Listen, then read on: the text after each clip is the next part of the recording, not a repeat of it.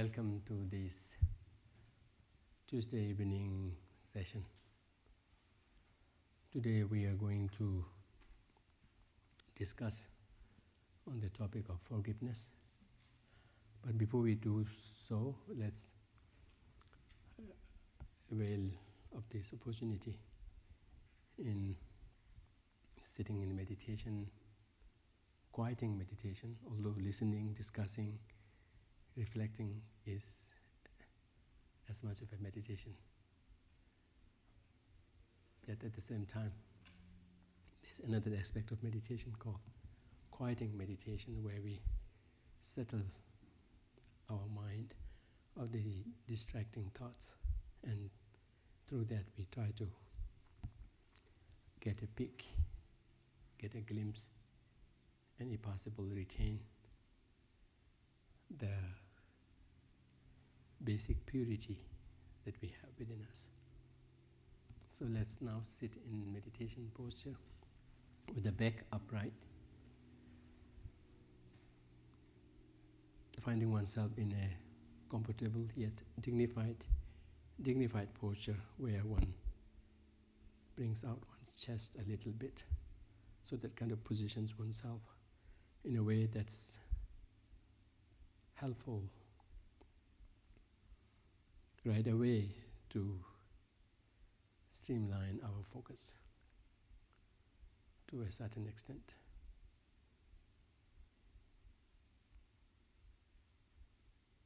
Let's begin with taking 3 rounds of deep, deliberate breath, breathing in through the nostrils and out through the mouth. And as we breathe in and out, even in this deep breath form, we try to be aware, we focus our awareness, attention on the breath. Particularly when we release our breath, feel that any nagging concerns, feelings, worries, or be that physical tension somewhere, just imagine that those are also being released out with the out breath. So let's begin by taking 3 rounds of deep breath, breathing in through the nostrils and out through the mouth. When we breathe in, we take long, deep breaths, and then when we release completely out. We release until we have completely released them, and then again resume breathing in deeply. Let's do that.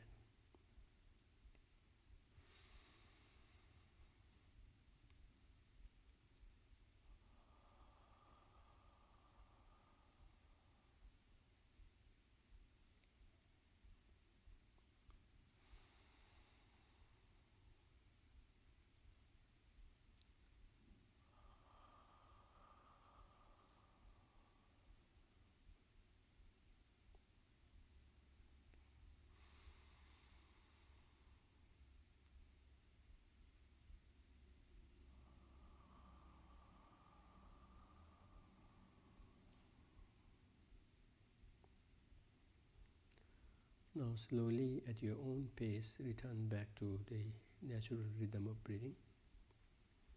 Breathing in and out through the nostrils, and doing so in one's own usual natural form, without imposing any specific length, strength, rhythm, force, nothing. Let that be the usual, unintentional, natural way of breathing. And as it happens naturally, try to rest one's attention on the breath, particularly as we breathe in and out through the nostrils. Feel the breath there in the nostrils as it flows in and out, by keeping track of the sensations of touch, vibration, pressure, whatever it may be. Try to feel that.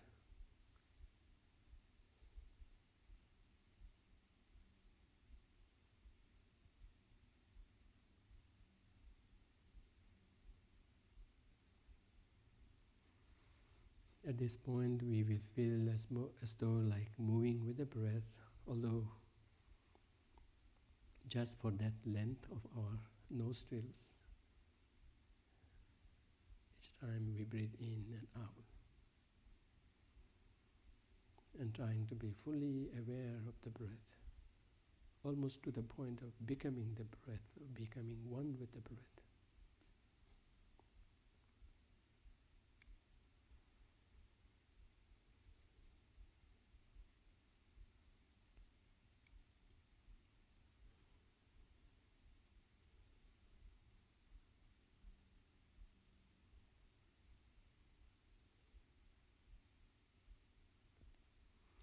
Try to be fully present here in this present moment with our focus on this singular present activity of breathing as it takes place in its own natural form.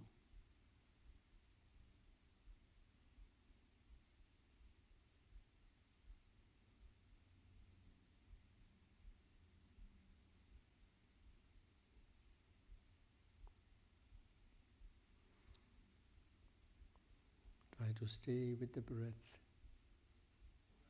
one breath at a time, round after round, for as long as one can stay with that attention.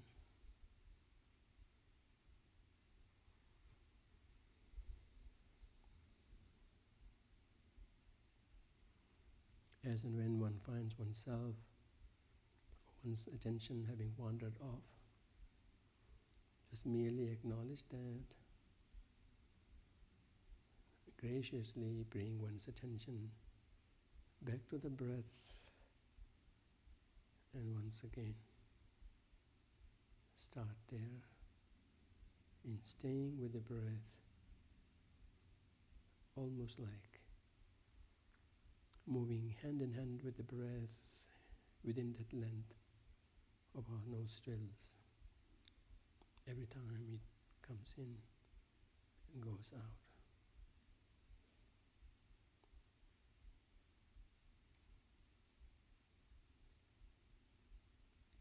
Try to carry out this meditation with the element of relative intention of staying with the breath,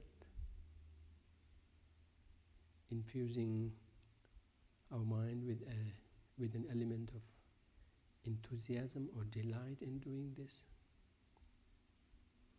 thereby helping in bringing some clarity of the sensation, and in the course of doing so, letting go of any other distracting thoughts. As soon as some thoughts arise, be that going to sensations or some background chatting or some attempts to be judgmental as to whether one is doing it right or not, others are doing better, others are looking at me, etc. Let go of all of that.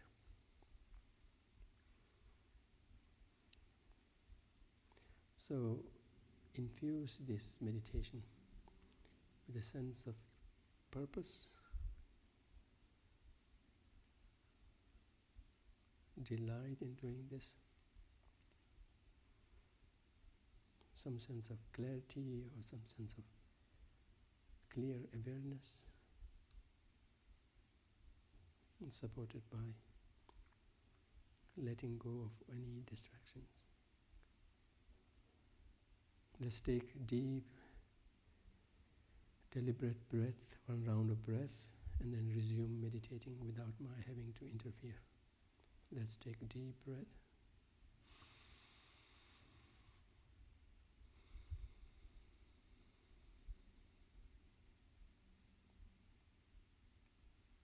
Resume breathing naturally.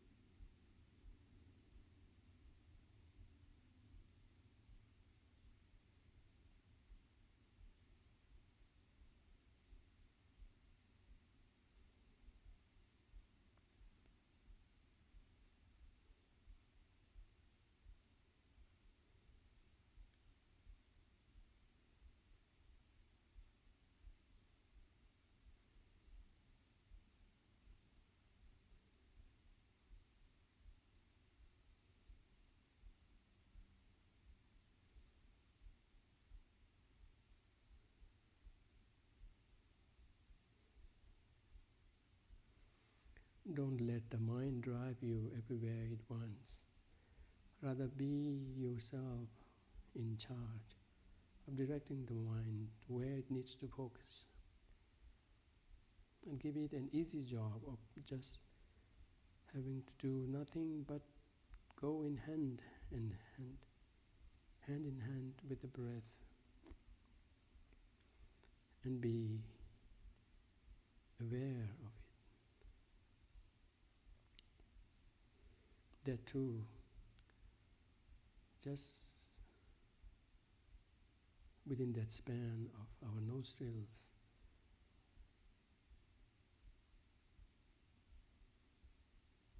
where it touches as it moves in and out, the sensations of touch, feeling, pressure, however subtle it may be. Make it a point to feel that, with one's mind squarely on the breath, just as one's body is squarely on one's seat. Let the mind have no other business but to be comfortably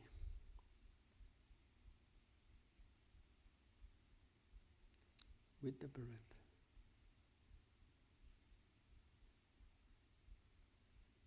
As it happens, here and now.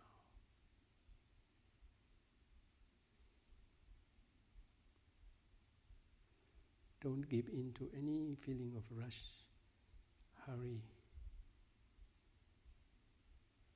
Forget all of that.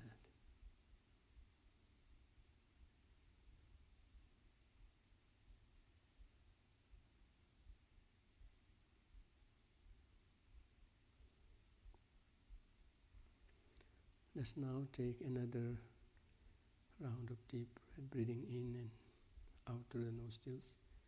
Another round of deep breath. And as we resume our meditation after that, focus our attention at the entrance of the nostril, feeling the breath there. No more moving with the breath, but meeting the breath at that spot. Every time it enters, every time it comes out, even feeling the gaps in between the breaths. Let's take a deep round of breath.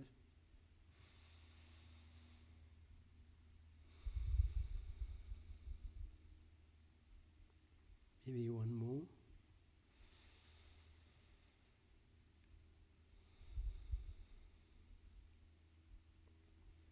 Once more.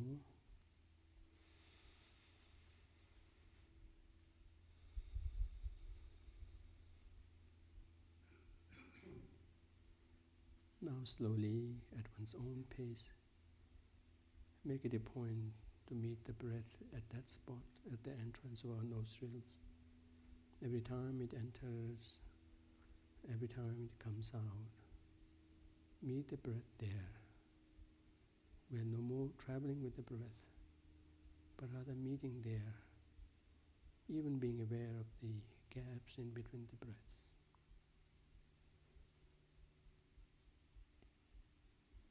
Being aware of the breath there, feeling the sensations there, be that of tingling, touch, pressure, warmth, coolness, vibration, whatever and however subtle it may be. Make it a point. Just merely be aware of it. Nothing more, nothing less. And try to retain that focus, awareness there.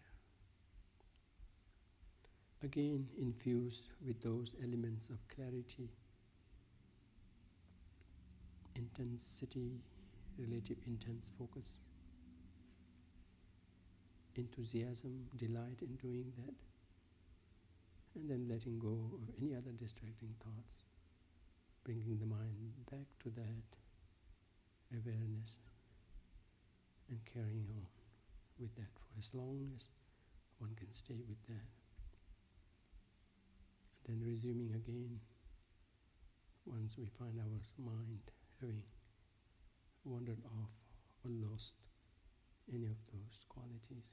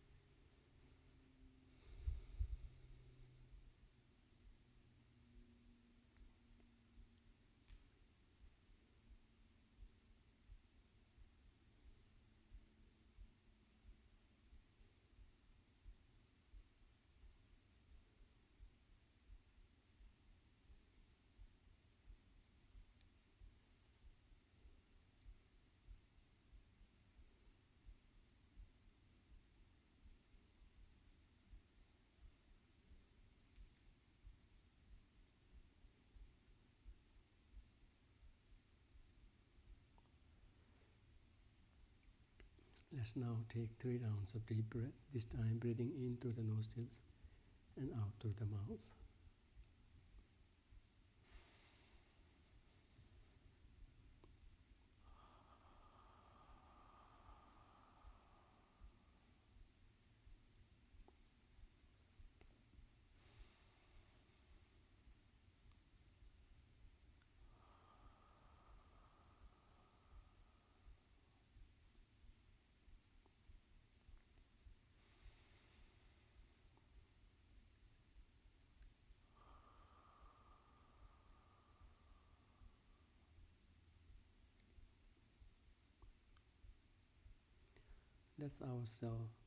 Let's give ourselves another chance to give a good shot at focusing at the breath, at the nostril for a few minutes.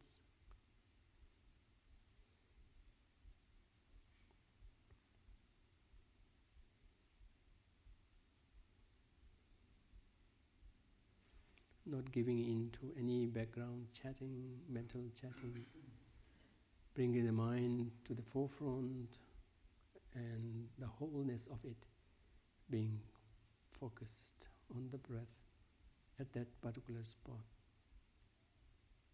Every time it enters and comes out.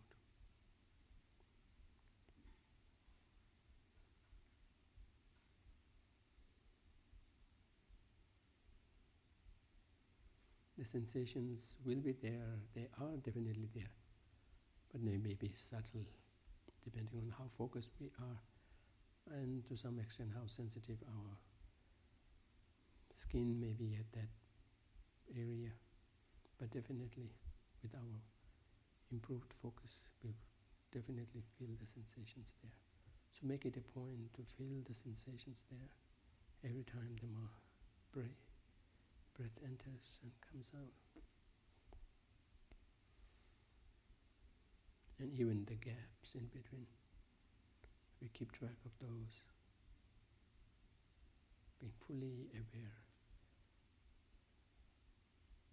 The mind's awareness is filled with nothing but that of the breath or the feelings, sensations of breath at that spot.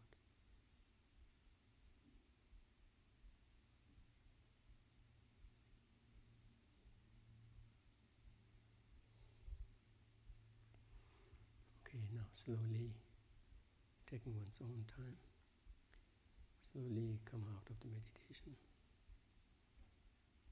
by either opening your eyes or lifting your gaze.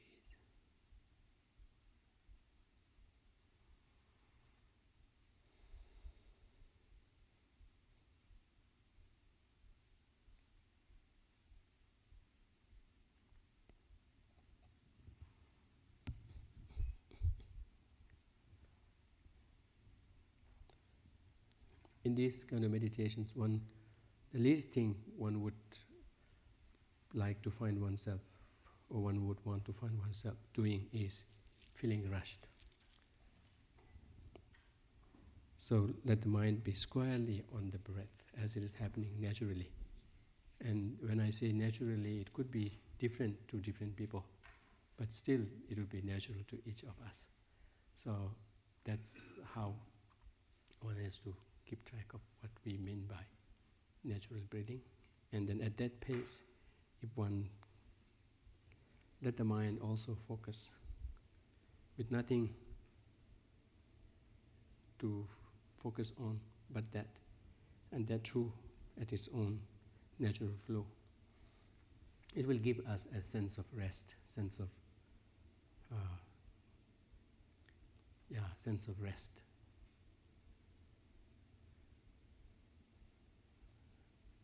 Alert resting. The mind is alert with those qualities of clarity, freshness of approach, clarity, focus, with no other distracting dirts in it, yet at the same time restful.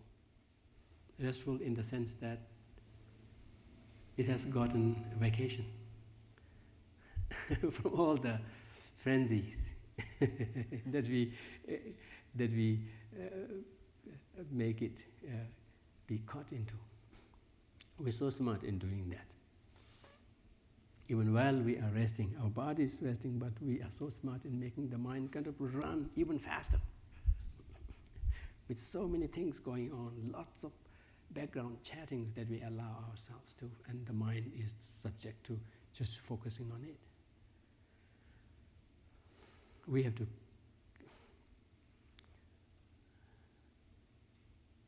to be the driver of our car, of the mind. Usually we think, oh, the car, the person is the driver. Likewise, our body is the car and our mind is the driver. No. That should not happen. Mind should take the back seat. We should be in the driver's seat. Then we drive. Then we'll begin to see the difference.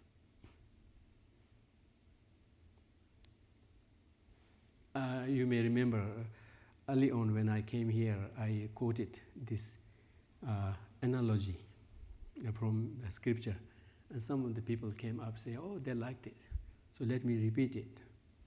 I may or may not succeed in really making you like it or not, but let me give it a shot. Usually our condition is we are in a parade. Mardi Gras parade. We are in a parade. And who gets to go first? Our afflictions, anger, jealousy, greed, they gets to go first, even hold the mast. And they are followed by our mind. And they are followed by us. Then we blindly follow them. Our mind leads us, and the mind is led by our anger, jealousy, greed, prejudice,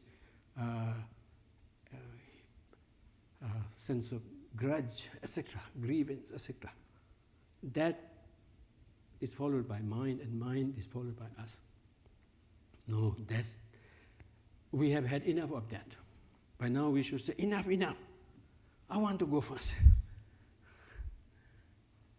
So we go first and call the mind up front. And in afflictions we say, no, you go out. You don't even come. Or if you want to come, just follow the mind and follow my direction. That's possible. Afflictions, when we gain some control, some say, or more say, over our mind, in terms of what it wants to think, how it wants to think, what perspectives it wants to come, then even if it be afflictions also, they cannot do much harm. They cannot do much damage. Instead, we can make use of them, not necessarily eliminate them, not necessarily push them aside. Bring them in and make them work for us. Usually you hear Buddhist teachers, Buddhist speakers always saying, afflictions are bad, they need to be eliminated. They are nothing but to be eliminated, eradicated. They are good for nothing but making problems, troubles, right? That's the case for some, for majority of us, including myself. But as we gain more and more expertise, these afflictions can also come of use without making them create any damage. So we make this distinction between the Bodhisattva's way of handling the afflictions, even afflictions, and that of others. I have been struggling with the English term of conveying it. I won't do a better job today because I haven't come up with any kind of solution. But I hope to put across this idea. When we are struggling with the mind rushing in front of us, and the mind itself being taken over by our afflictions or whatnot, then our priority should go in really tackling the afflictions, in really kind of pointing fingers at them, kind of giving them the least chance. But as we become expert in being master of our mind, in being in having more say over the afflictions or whatnot, then afflictions could even be let in, welcomed, but made to work for us. And the analogy for that, usually you hear in the tantric text context, is that of, say, your purpose. Supposing our purpose is to get rid of wood, a kind of a wood. But what we directly do is not actually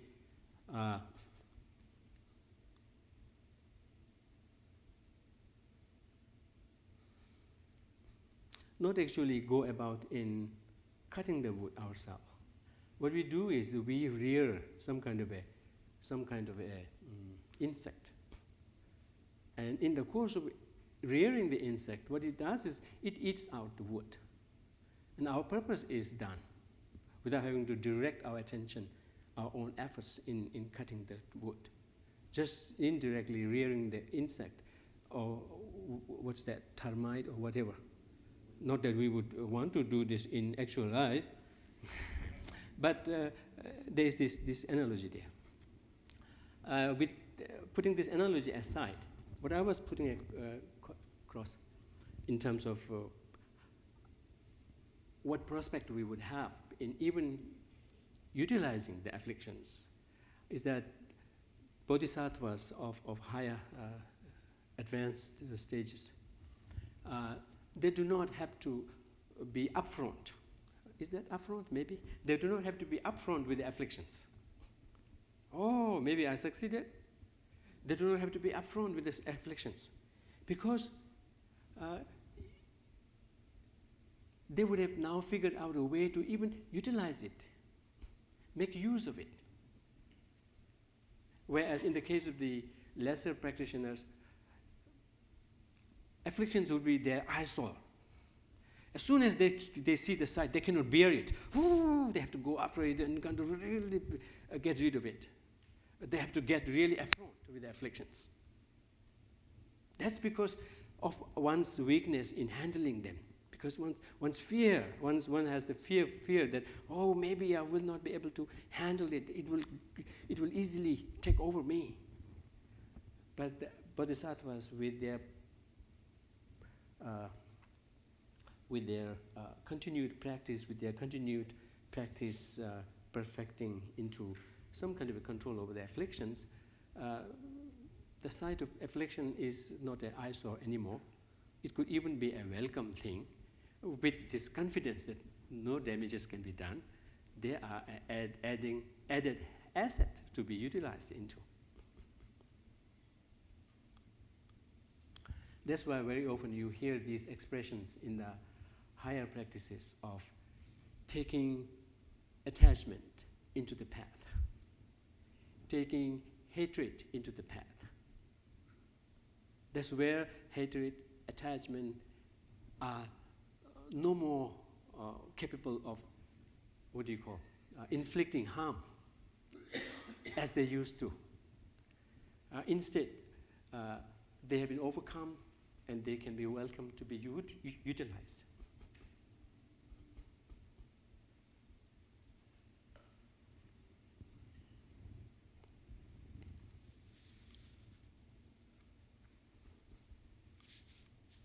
How did I get into this?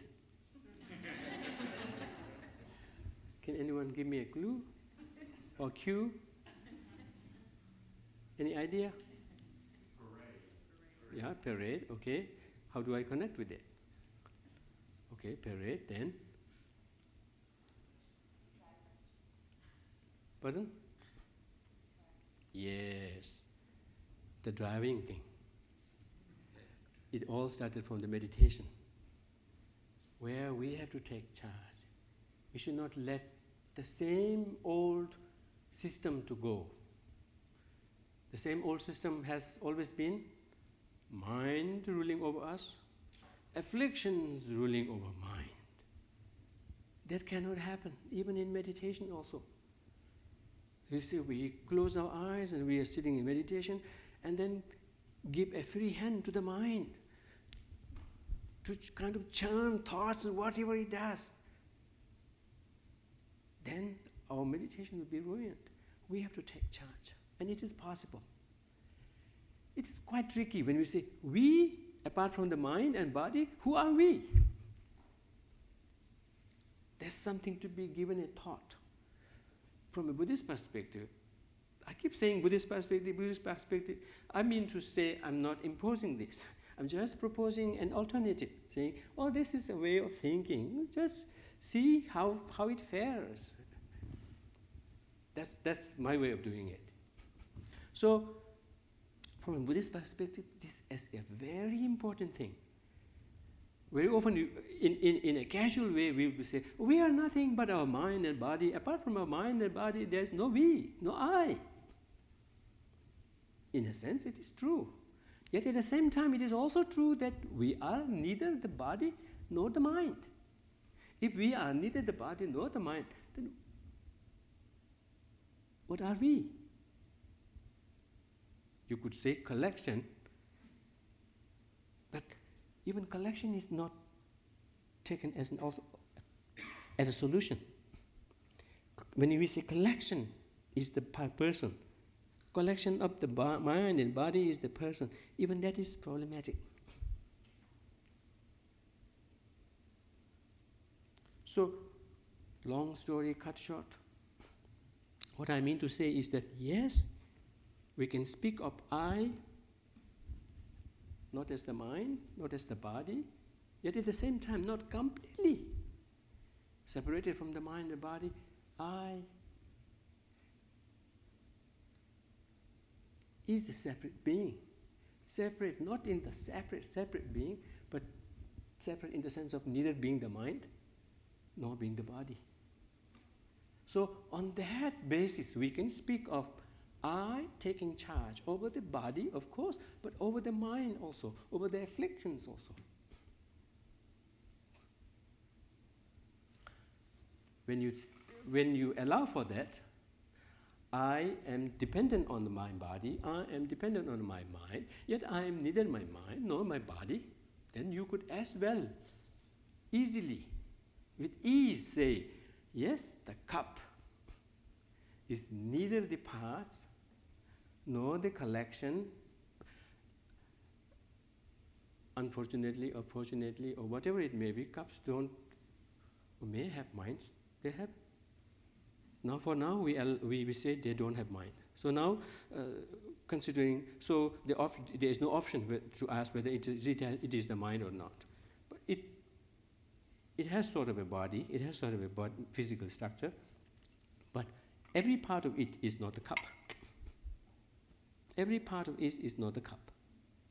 Every part of cup, let me say, every part of cup is not cup. Do you agree with me? Cup is not part of a cup, right? So every part of the cup is not cup. You follow cup, right? Of course, we are going through World Cup. Oh, I'm curious. What's the? Have you watched the?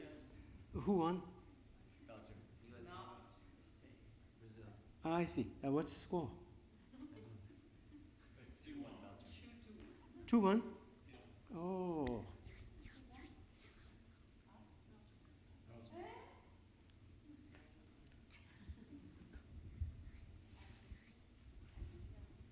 Okay, so cup. Okay, if that's the case, then let's put that aside. Otherwise, I could have brought it in, but we have lost. Oh, we have lost. Oh, we have won.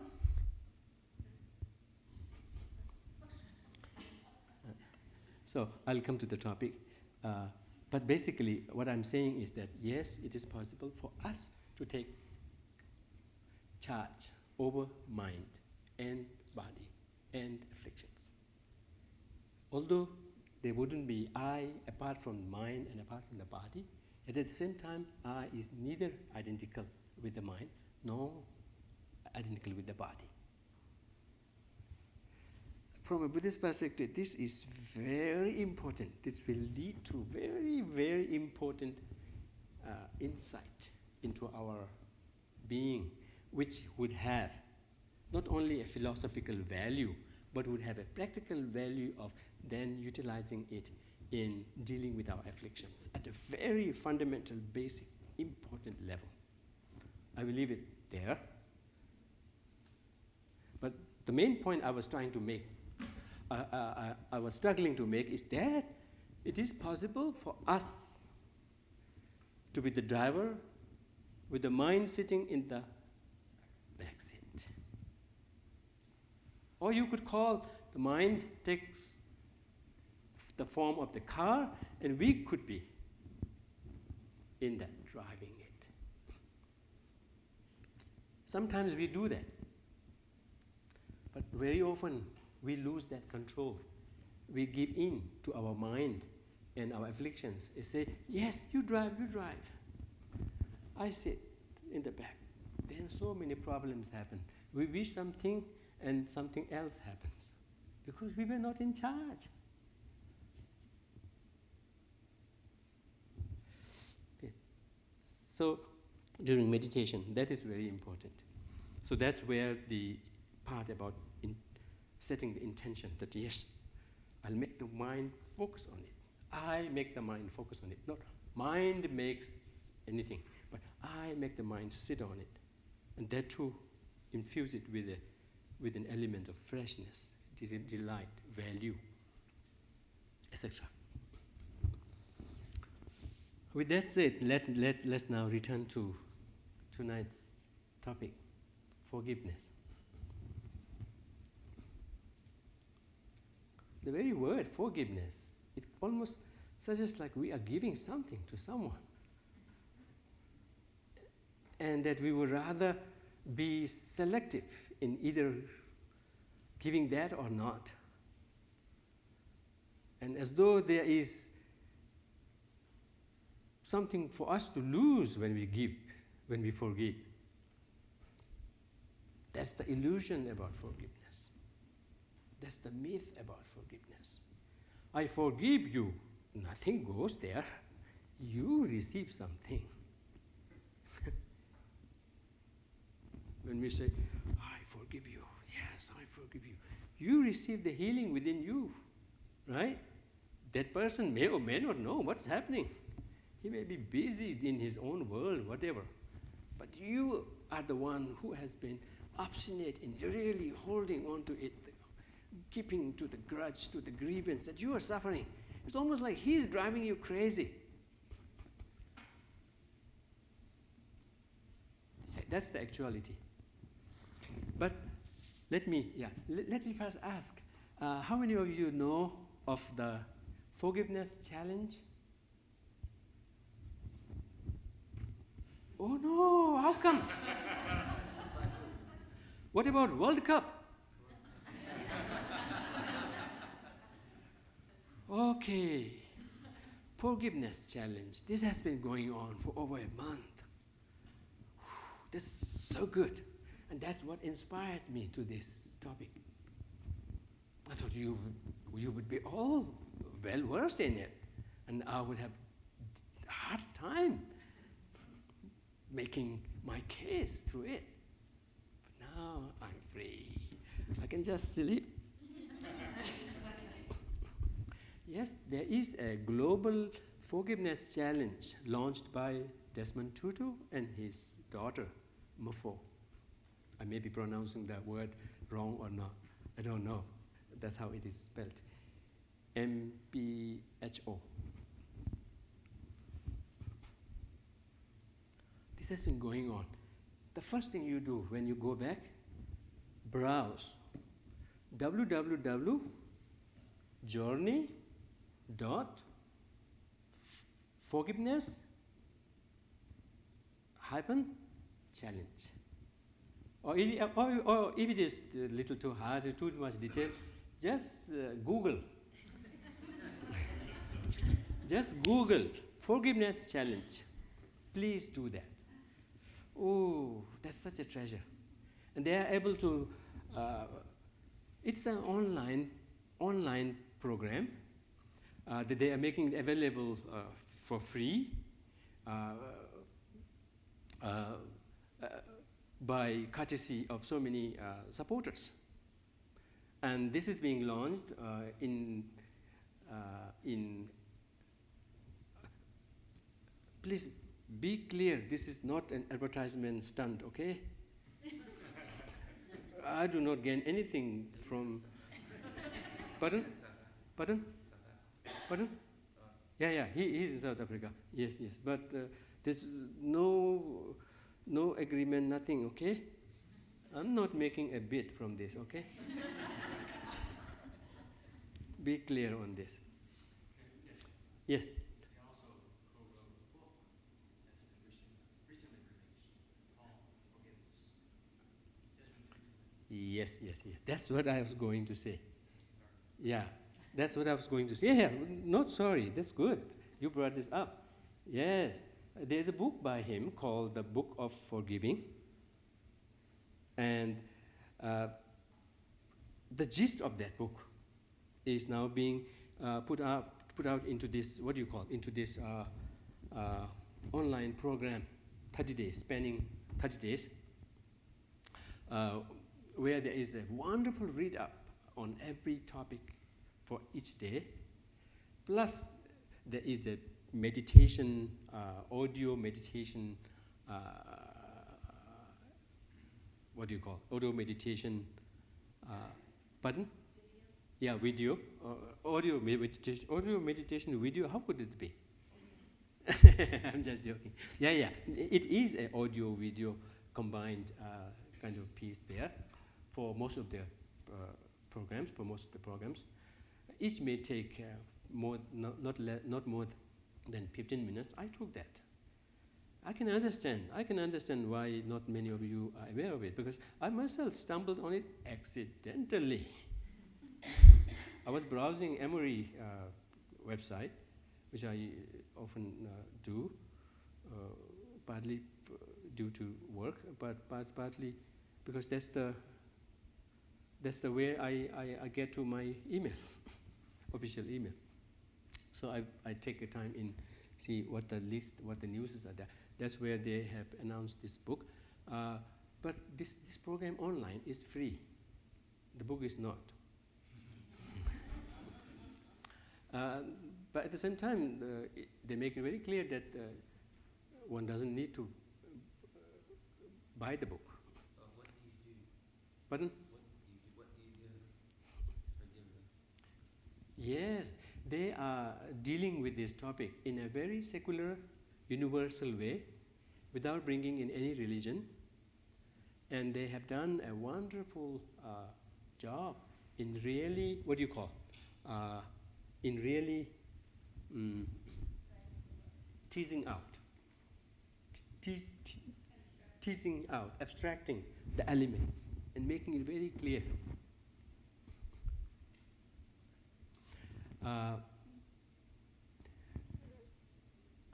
But how efficacious it is, how effective it is, has to be checked by each one of ourselves. And I can see how it can be effective. It can really work. And it deals with it comes up with something called the fourfold approach, fourfold step. See, I've even come prepared. I take my time, whatever it may be, quite seriously, because the time is limited. Right? Time is very limited. Earlier, I was talking with a colleague of mine who spoke of his experience of going through the mails of his late mother. As soon as he brought this up, I began to put myself in her shoes, and yet at the same time come back to my time and then look back to her. I mean, she seemed to be a wonderful, wonderful person. But at the same time, what it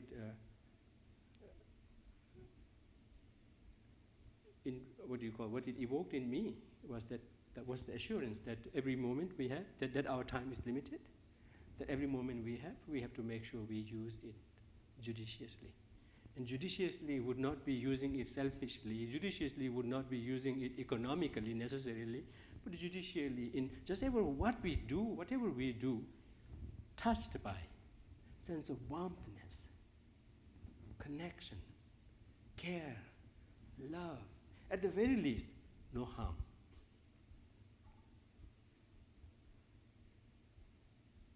This is so important for each and every one of us. The essence of us, this is not us.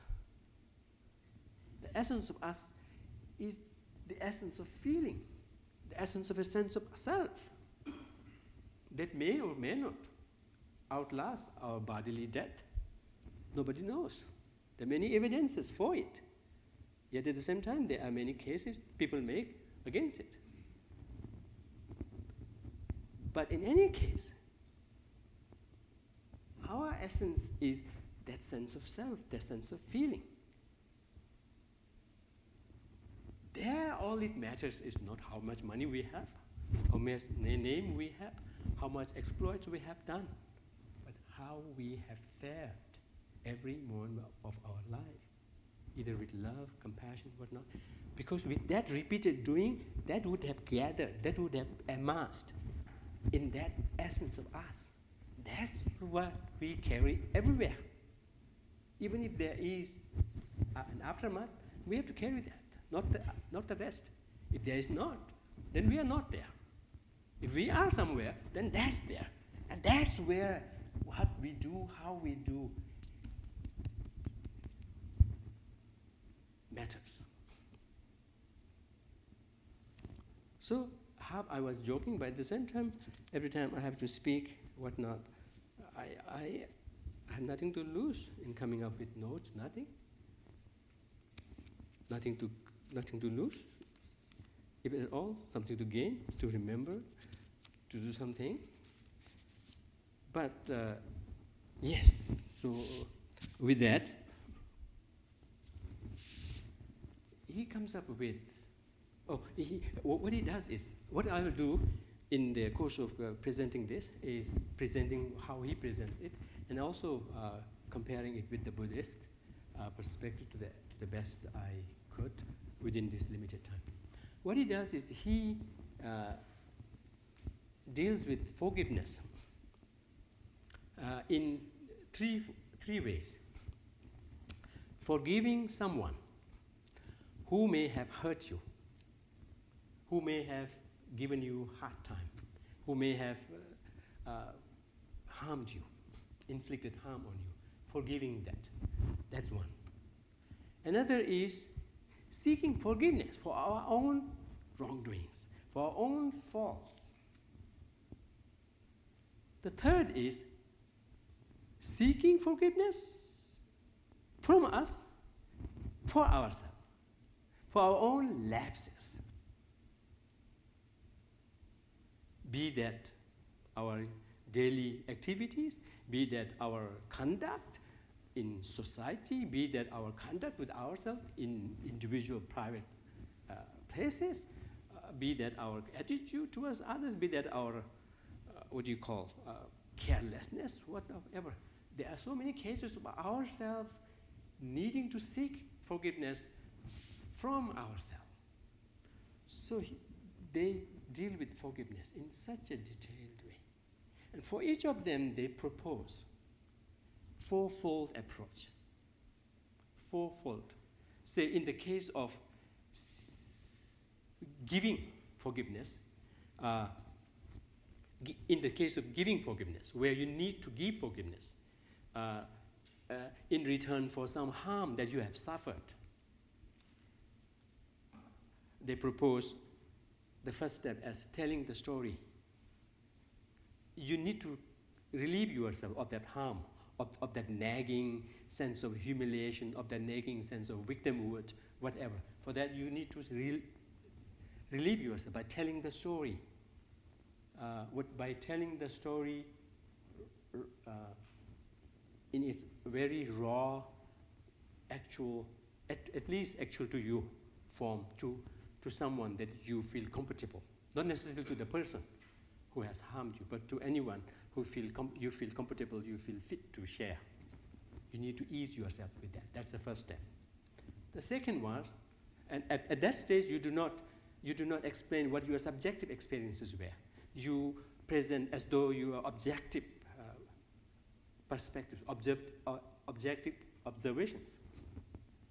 Then you give vent to your feelings, what you thought objectively happened, which you thought was very unjustified and whatnot, had touched you, had affected you. Humiliation, victim would hurt, whatever, damage, etc. That's called naming the hurt. Then from there, now you are kind of slowly ready to then allow, to make a step further, to go a little further in granting forgiveness towards that person. Once you have granted forgiveness, then you have the option. Of course, granting forgiveness is an option that we very often overlook. We could have chosen that right from the very beginning, which would have been a healing process and a way of eking purpose from one's own suffering. But that's not that easy. And then eventually, the fourth one, they say releasing or renewing the relationship. You either release the relationship in the sense of not having to do anything with that person, yet with no feeling of ill will, or you make even the preferred step of renewing the relationship to that person. In that case, then the forgiveness would even be much stronger and much more lasting. Likewise, they propose a similar fourfold approach, not exactly the same for the rest two cases of forgiveness, be that seeking forgiveness or that of seeking and giving forgiveness for oneself. So just an example here. Just an example here of in the case of seeking forgiveness for something that you have done wrong. They propose a similar fourfold approach where the first one is admitting the wrong, not necessarily to the person, but to yourself or to some confidant. Did you say confidant? Yeah. Oh, good. I must have said it for the first time. That's quite bold.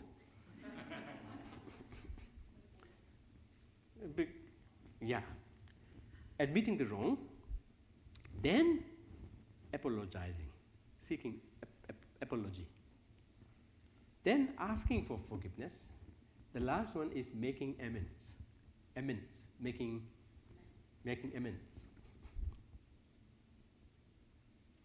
And likewise, they propose a fourfold approach for seeking forgiveness for oneself and from oneself, for one's lapses, likewise.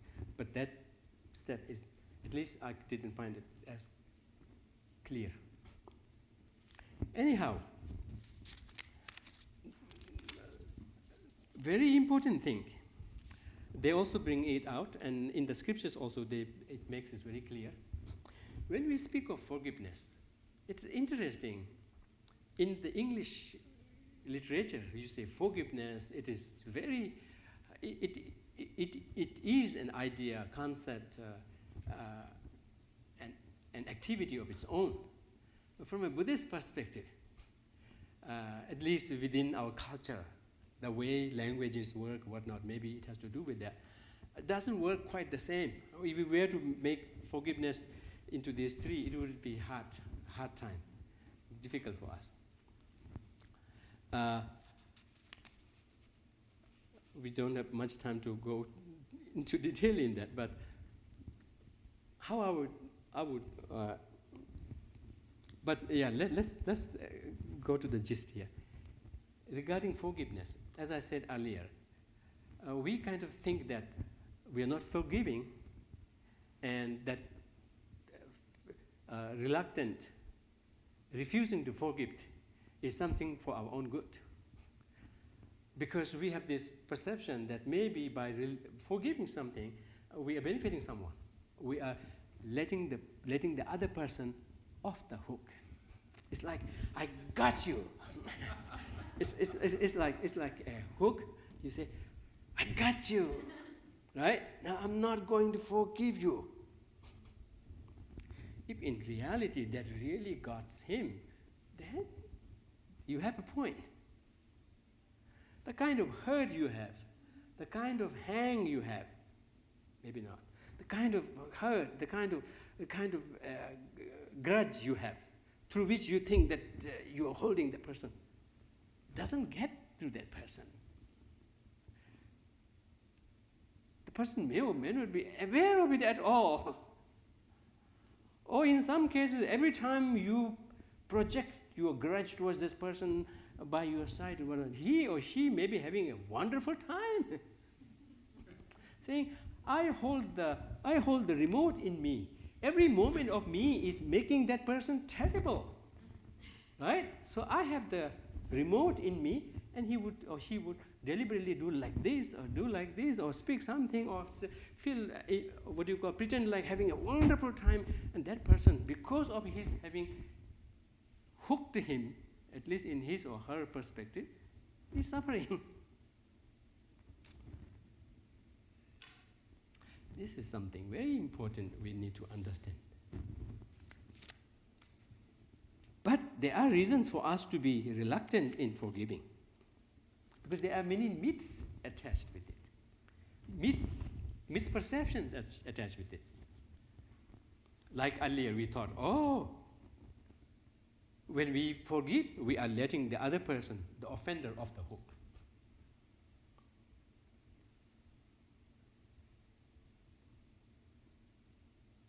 We can be forgiving, yet at the same time be fine with him or her going through the course of the law.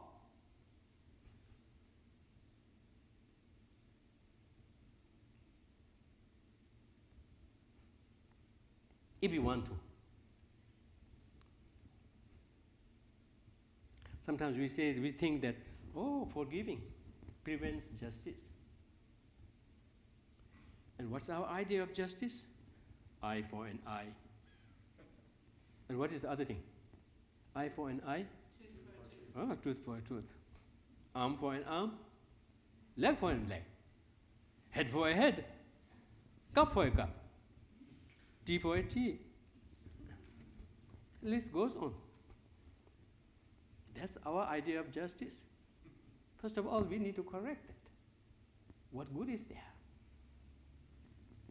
Because through that, what we do, what we end up doing, just unleash the cycle of hurt, back and forth, and back and forth.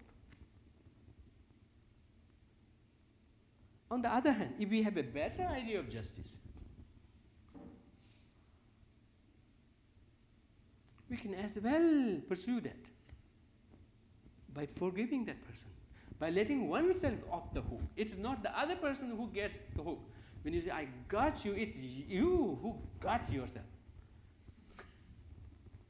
It's like you think like it's going there, but it boomerangs and gets you. And you don't let yourself off. You suffer. Oh. Sometimes we even say, oh, forgiving. How can I forgive that person? Because we equate forgiving with forgetting. No. If at all, when we have to forgive, we have to admit that yes, something wrong has been done.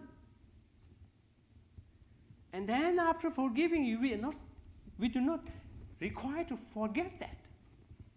We could be commemorating it, we could be as well be remembering it, yet with ourselves off the hook, with ourselves no more harboring the ill will.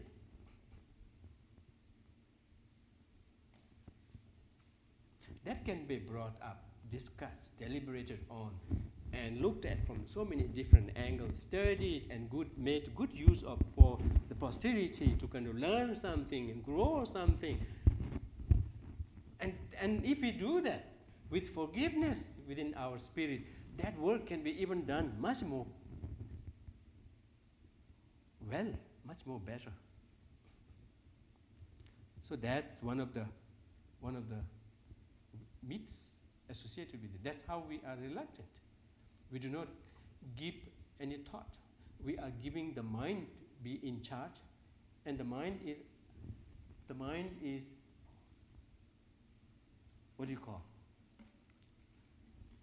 Lost in those assumptions, and we do not take charge in really thinking through that. That's one of the casualties. If we give all charge, all the keys of the car to the mind. Another myth associated with forgiveness is that, oh, forgiveness is the sign of the weak. Only the weak people forgive.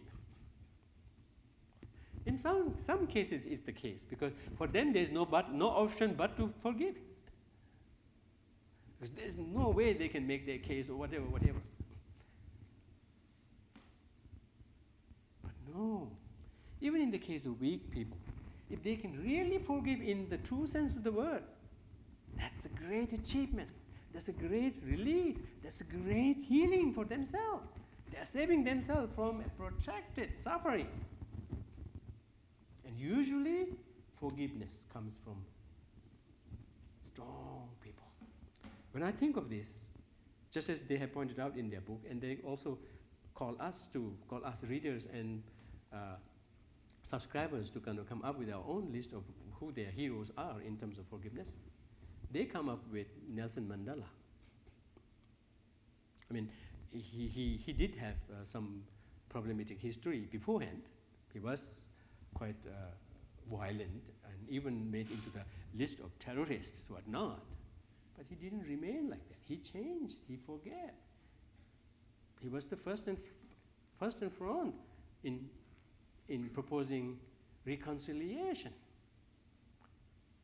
with his own personal examples. Look what he achieved, not just for himself, his family, for the whole world. And this will go on for generations. Would you call that person weak? I don't think so. Now the other thing is, okay, forgiveness is free from all of these myths. But is forgiveness something that we all can do? We are all free to forgive. Every time we have a difficult situation in front of us, we are virtually presented with the choice of treating the path of forgiveness or treating the path of retaliation. No matter in however small way we can retaliate. Sometimes we mean to retaliate, but we may not get there at all. But forgiveness is a choice. And it is a choice between healing and suffering. More suffering.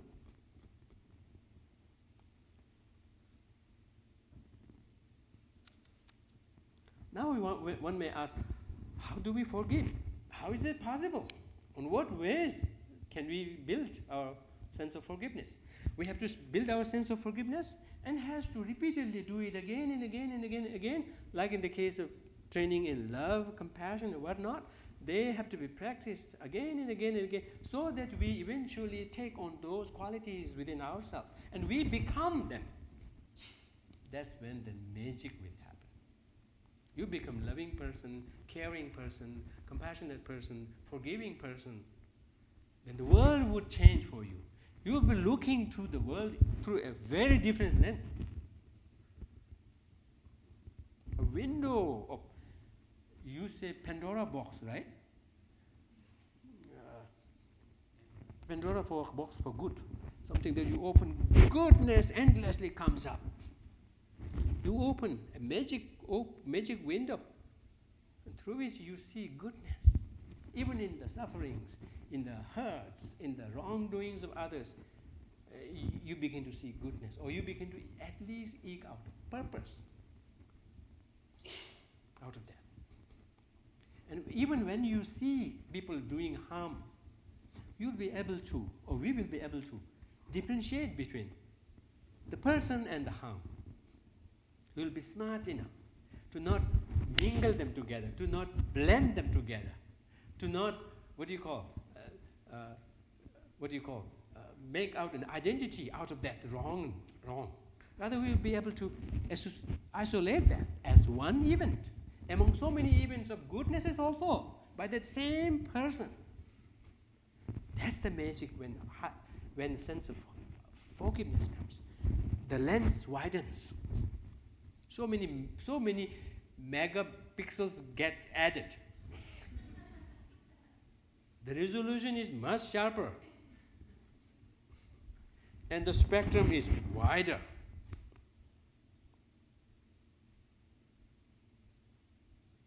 Now, how do we do that? Oh, first and foremost, we have to be reminded of our shared humanity. By that, what I mean, usually you hear this repeatedly quoted in the Buddhist scriptures. When we say shared humanity, it almost has become equivalent to our basic aspiration for happiness and aspiration for freedom from suffering. It is more than that. Our shared happiness, shared humanity in the sense of our shared condition of flawedness, of our shared condition of vulnerability, of our shared condition of every one of us, without exception, having made mistakes. And from a Buddhist perspective, it is nobody can even question it, because our life goes on for so many times.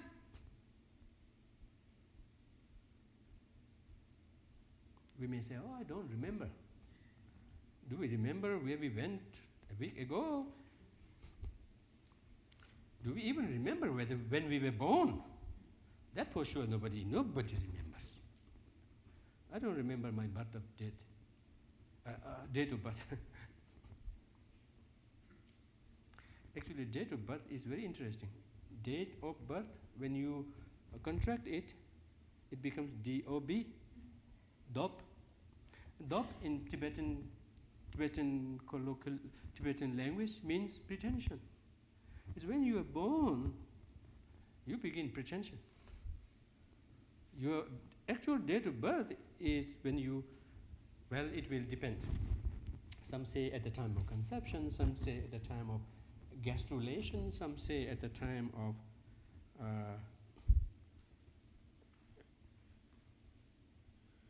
around the 24th or 5th week, something, when brain functioning happened. Some say at the time when we are born out. But I think date of birth that we usually count is the date of Dop, when we began to learn the tricks of pretension. Even children at a very young age, when something happens for their dislike. They will cry, they will do something like that. Anyway, that was a break.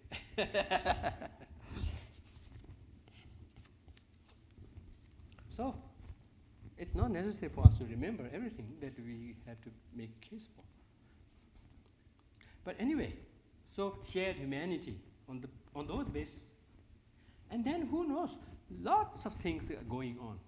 We usually identify somebody's wrongdoing with that person, but and also we also jump into taking anything the wrong people do as personal attack. Usually that's not the case. Lot is going on in their life that we do not know. So many conditions are there.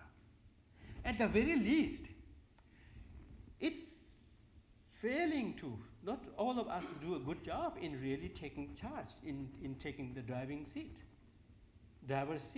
We allow that, we give it, we surrender it to our mind and to our afflictions. So afflictions are driving them. They are helpless in the hands of those. So when we think about those, we have enough reason to have a soft corner to their failure to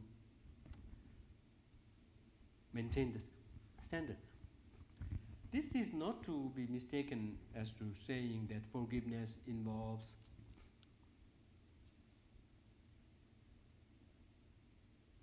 either forgetting their wrongdoing or accepting their wrongdoing. It's different from saying it's okay.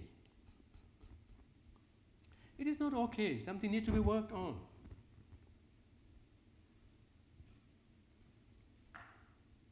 Yet at the same time, the reasons there are not enough, not sensible enough for one to go mad.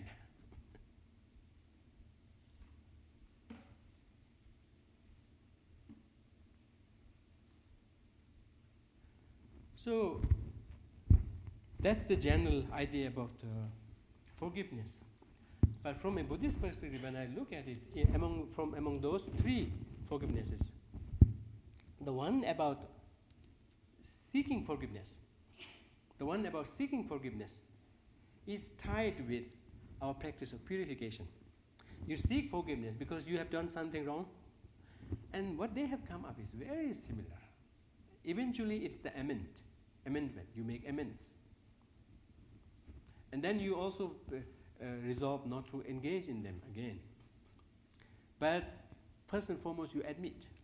When you admit that something wrong has happened, that's invoking your conscience that yes, something wrong has happened. And that's what generates regret, remorse. From a Buddhist perspective, remorse, regret over wrongdoing is very, very important. That determines the quality of the rest of the purification elements. But one thing, I'm bringing this up just for you to think. One thing that I noticed, purification, confession in Christian tradition, in other religious traditions, purification, confession in Buddhist traditions, we do have allowance for admitting you're wrong, but not necessarily to the person that you have harmed. That may not always work. Sometimes it works, sometimes it doesn't. So I gave a thinking to that. I gave a thought to that. Oh, that's smart. What we do is we invoke all sentient beings through our bodhicitta. We also invoke all the fields of merit, Buddha, Bodhisattvas, and also invoke sentient beings. Between the two of them,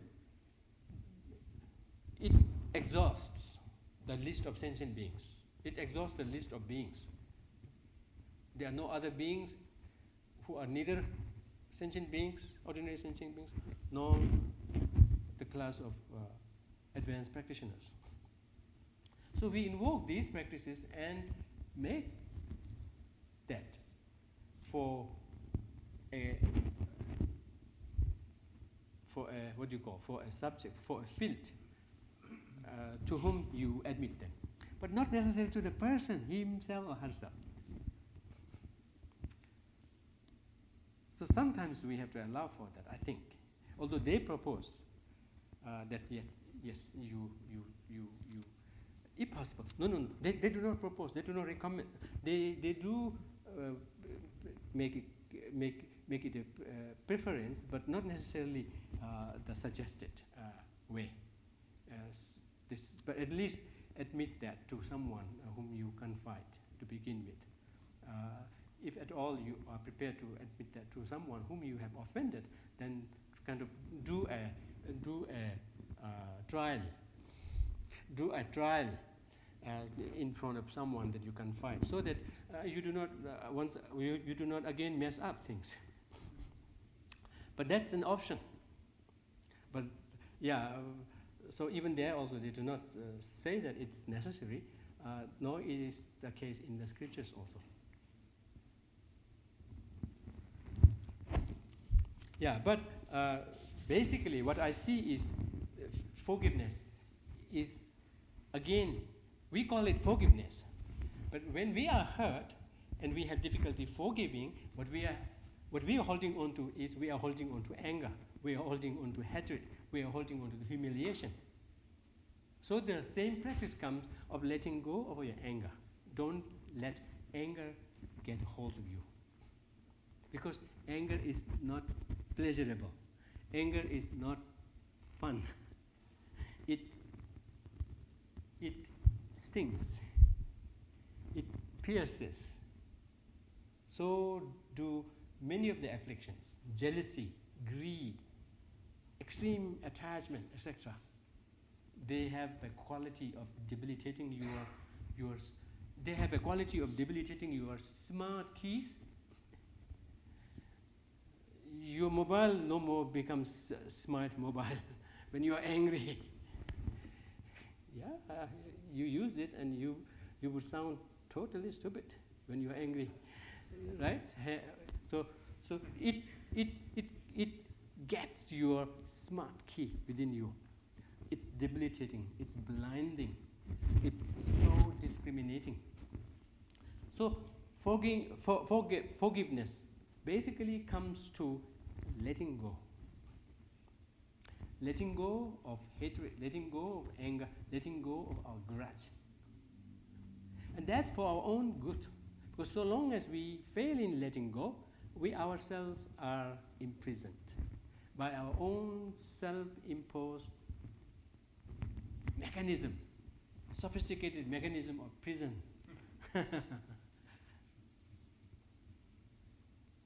And it keeps us from moving on. It keeps us from being healed. It keeps us being stuck in a past thing. Okay, with that, we are past our time. It keeps us stuck in the past thing, and we are past the time also. So remember, forgiveness challenge. It will be fun. You have the full control of how much you want to divulge, or not at all. But that's a treasure. Very good. But do give credit, okay? To me. I learned it from Geshe Dadul. Nobody else but Geshe Dadul.